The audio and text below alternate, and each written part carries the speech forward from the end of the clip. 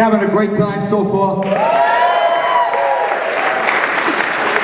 I think I can put an end to that. And if you think I look old, wait till you hear my act. I'm really happy to be here tonight at Stony Brook. I think if I visit 2 more colleges, I'm going to get my degree. Last weekend I performed at the Borgata Hotel in Atlantic City. Thanks. Main floor men's room.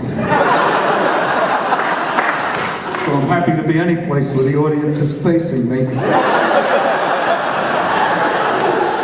Since my retirement plan isn't working out, which was based on lottery tickets,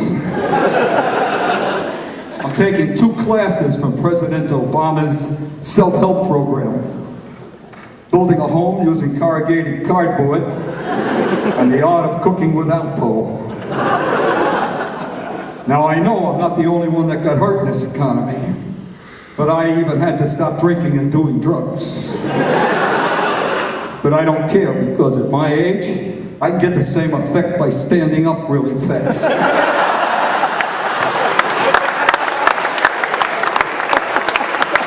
I tried to stop smoking, my doctor gave me these nicotine patches. I just couldn't keep them lit.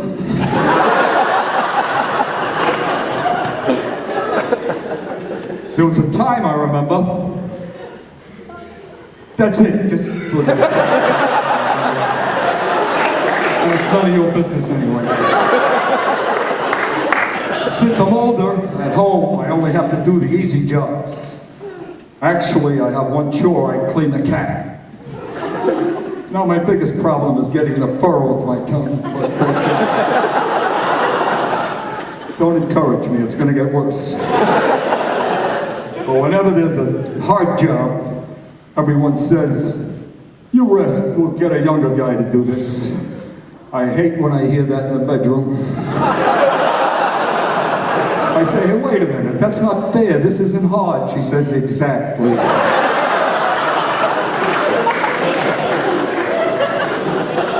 I got married while I was in the Army. Those were the days when a lot of guys ran away to Canada in order to avoid the draft. Today we have a name for those people. We call them Canadians. It's the way it worked out. But not me. As soon as I got my notice, I immediately began to get into shape. I ran for 20 miles a day for 15 days. I was this close to the Canadian border. Took my Army physical with 200 other captured draftees in this giant room with marble benches. It looked like an ancient Roman theater.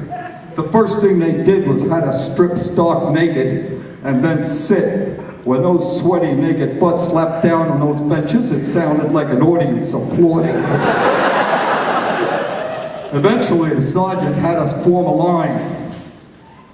And I learned something that day. When you're in a single file with a group of naked guys, it's very important not to walk a lot faster than the guy in front of you. Or worse, stop short. After basic training, they sent me to a small island in the Pacific where they promised there would be 3 women for every man. As it turned out, it was the same 3 women.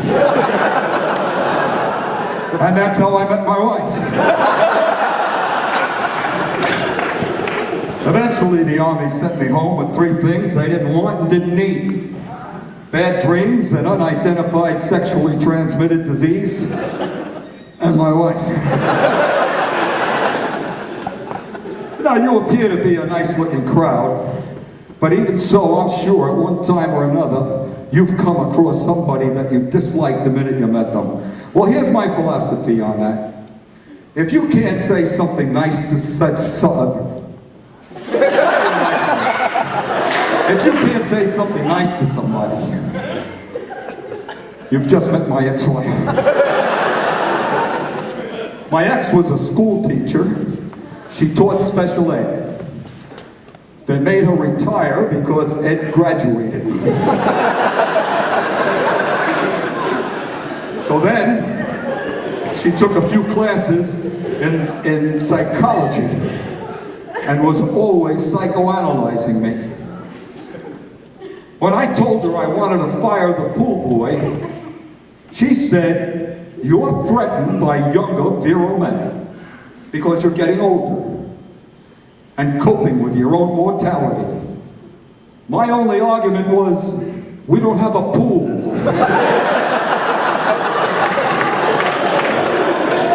Even so, for a while there, we did have a storybook marriage, written by Stephen King. We even tried to spice up our sex lives by role-playing. I would dress up as a fireman, and she would dress up as a woman that didn't want to have sex with a fireman. I did everything I could to save our marriage, make it more exciting. She always found out about it.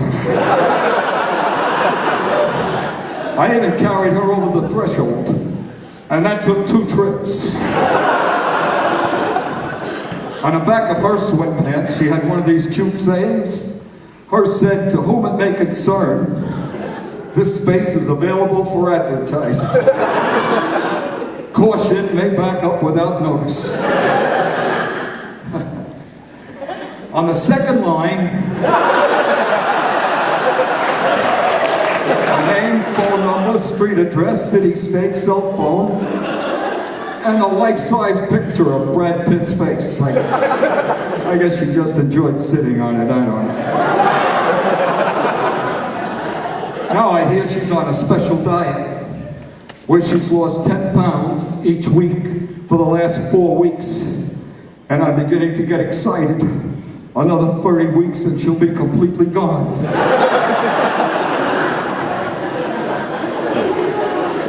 As you might expect, this woman was a miracle worker in the kitchen. She could turn food into garbage in under 6 minutes.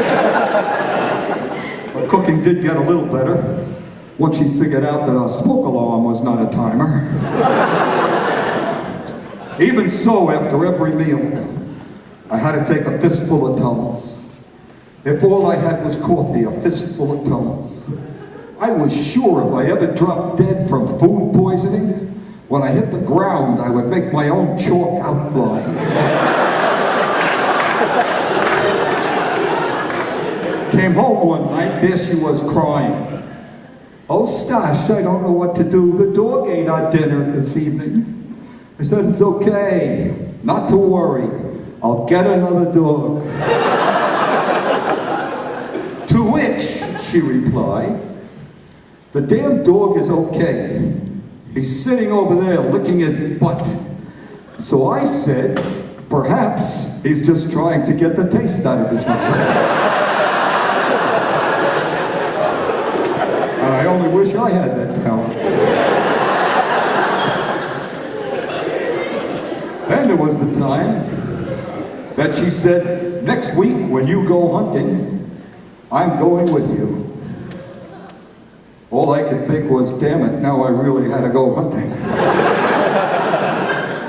So I took her hunting and I taught my wife how to hold a bird without leaving teeth marks. I only wish she could have gotten that straight in the bedroom. Oh, did I cross a line just then? Well, I apologize, but I thought it was funny. And you guys reacted just the way her parents did when I told them that story. And her parents hated me from the moment they met me. They thought I was a pot-smoking wise guy who just wanted to screw their daughter. And I thought somebody must have told them because they weren't that smart. My parents passed away several years ago, and they say you shouldn't say anything about the dead unless you say something good. They're dead, good. And so we divorced. Big surprise. Hey, listen, would you stay married to somebody who lay on a couch all day watching TV? Cheated on you all the time? Wore too much makeup? Well, neither would she. That's true. Instead of a civil divorce, we decided to get a religious divorce. Now in a Jewish religion, this is called a get. So we went to a rabbi to get to hell away from each other, actually. And he decreed we would each get some things. She would get the car, get the house, get the money, and I would get out, get lost, and get screwed. Then she said she also wanted my business. I said, you'll get that when pigs can fly. I forgot she was now working as a stewardess. Finally, I figured it out. Why it is that Jewish women revere the get as the single most important religious ceremony, even more important than the circumcision. That's because with the get, they get rid of the entire dick. I also found out the primary reason Jewish women marry Jewish men to begin with. That's because they like men that are circumcised. They cannot resist anything where they get 10% off.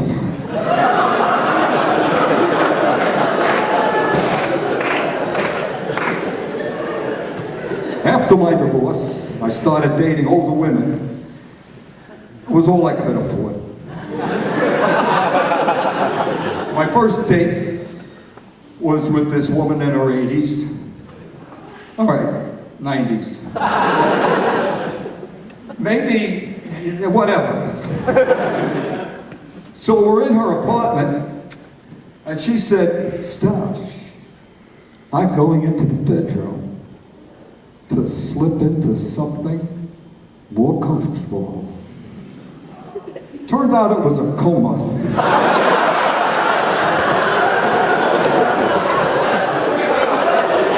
The sex wasn't good, but it was easy to get out of it.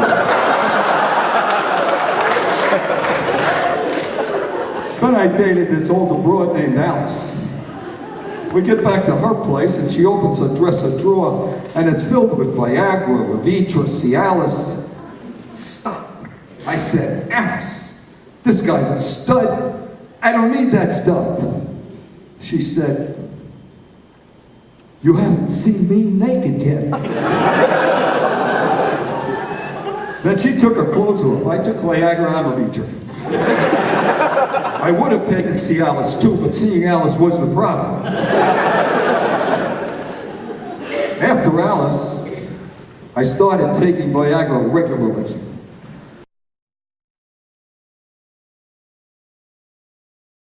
To get the same result.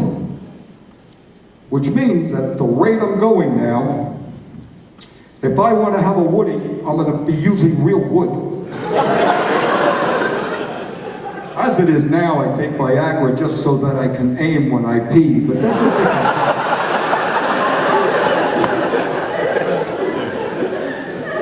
Now, most of you guys think that Viagra is great because it could last for up to 4 hours. For me, that happens to be 3 hours, 59 minutes, and 28 seconds more than I need. Don't laugh, I have a plan. I think the drug companies should be required to roll over those extra minutes. And for me, one pill could be a lifetime supply. And I don't care anyway, because whatever happens, I always have my 5, my favorite 5, the most important 5. This is them. Take them wherever I go, and they never say no. Hey guys, you know that look a woman gets when she wants to have sex? Anybody? Me neither. I was hoping this may be the crowd. You look like you could be the crowd. When I was younger, safe sex only meant having a padded headboard. Now, safe sex requires safety bars on my bed and an oxygen tank. And that's if I'm alone. If I have somebody with me, it requires chloroform and duct tape.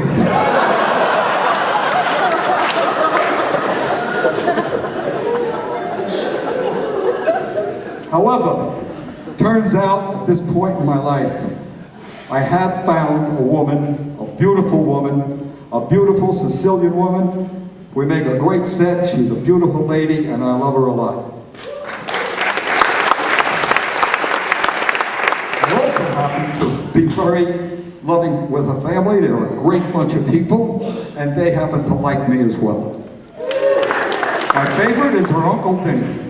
Oh, by the way, Vinny asked me to assure you folks that the Mafia, the La Casa Nostra, does not exist. And if it pisses him off, neither will you. Last week, Vinny had me drive him, apparently I'm his part-time chauffeur, to the DMV. He wanted to join the organ donor program until he found out that the organs he donated had to be his own. And they weren't interested in the bag of organs he brought with him. As his part-time chauffeur, Vinny was always dragging me along to his associates' funerals. Now, I'm Jewish. We don't do open caskets. And we put them in the ground as fast as possible. We are no longer taking any chances of another Jew rising again in 3 days.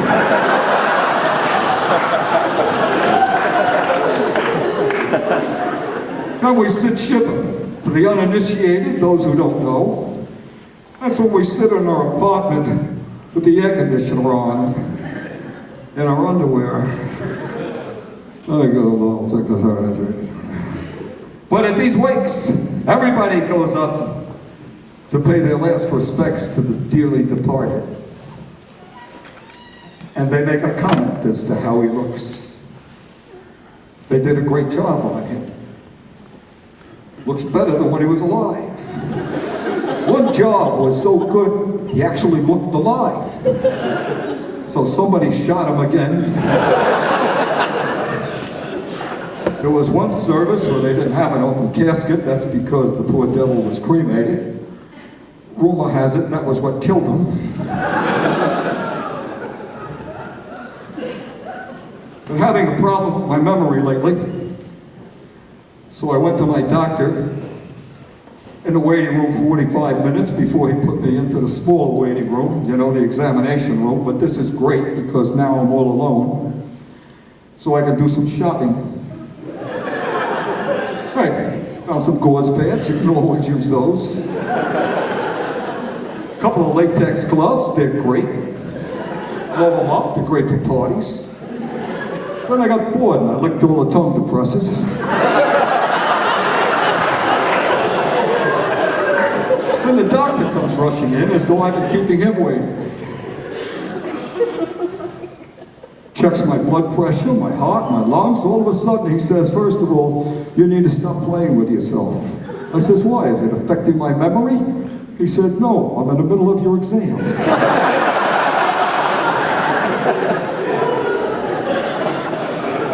I get into his office and he says, you also have to stop salt, alcohol, and all forms of exercise. I'm thinking, all forms of exercise? So I said, look, Doc, what about sex? He said, I'm sorry, but I'm seeing somebody. Finally, he gives me this pill. It's supposedly a magical pill. It's going to help me. It's a mixture, you might have heard of it. It's a mixture of ginkgo biloba and Viagra. It's supposed to help me remember what the fuck I'm doing. And what I'm doing now is I'm getting ready to sign off because I have just 2 stories I want to tell you about.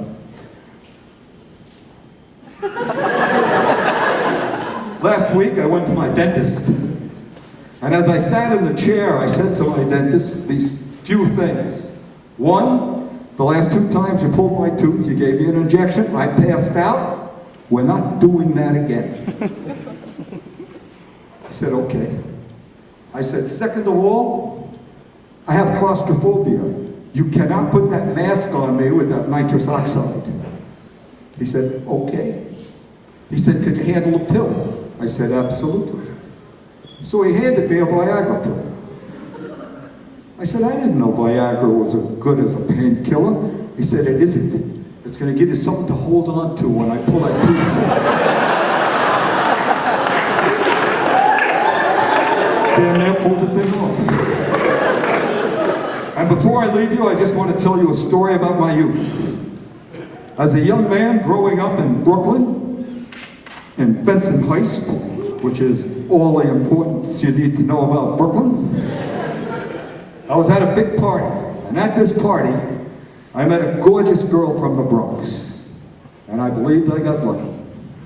But during the long drive to take her home, she turned to me and said, "Stash, I want you to know, I'm not one of these women that goes all the way."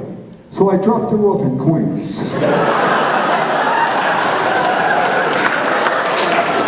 I have to get back before the home knows I'm missing, and here comes Bill Condy.